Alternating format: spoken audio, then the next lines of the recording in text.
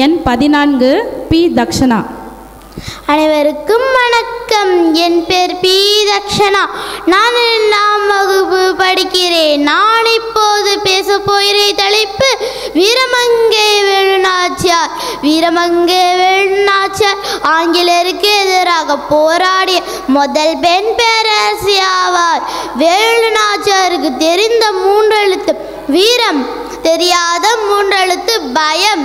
இவர் 1730 ஜனவரி மாதம் 3ஆம் தேதி பிறந்தார். இவரது தந்தை மன்னர் செல்ல முத்துச்செதுபதி, தாயார் சக்கந்தி முத்தாத்தலாவர். சிலம்பம், குதிரையேற்றம், வாள்வீச்சு போன்ற வீரக்கலைகளின் பயிற்சி பெற்றார். 1746 சிவகங்கையின் மன்னரான முத்தானதரை மணந்து பட்டத்து ராணியானார். காளியார் கோயிலில் நடந்த போரில் முத்தானதரை கொண்டனர் வெள்ளையர்கள். கொதித்தெழுந்த வேலுநாச்சியார் ஆங்கிலேயரை வென்று சிவகங்கை மீட்க உறுதி பூண்டார். சுல்தான் ஹைதர் அலி மருது சகோதரர்கள் குயிலு உதவியுடன் ஆங்கில படையை வீழ்த்தி சிவகங்கை மீட்டார். சரித்திர புகழ் வாய்ந்த வெற்றி கிடைத்த போது இந்த வீரமங்கைக்கு 50 வயதுதான்.